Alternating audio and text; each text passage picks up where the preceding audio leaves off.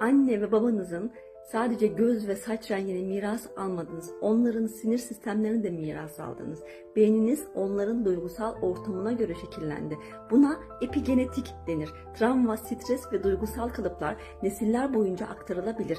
Anne karnından itibaren annenizin hissettiği her şeyi içimize çekeriz. Eğer kaygılıysa, içine kapanıksa, toksik bir ortamda ise sinir sistemimiz onunla aynı hale gelir. Ve bu durumda beynimizin odaklanma, karar verme ve duygusal düzenleme bölgesini etkileyebilir.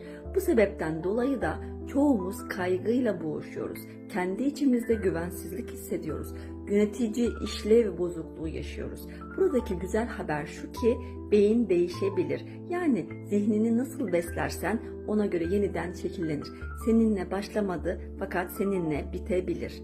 Fark et ve lütfen harekete geç.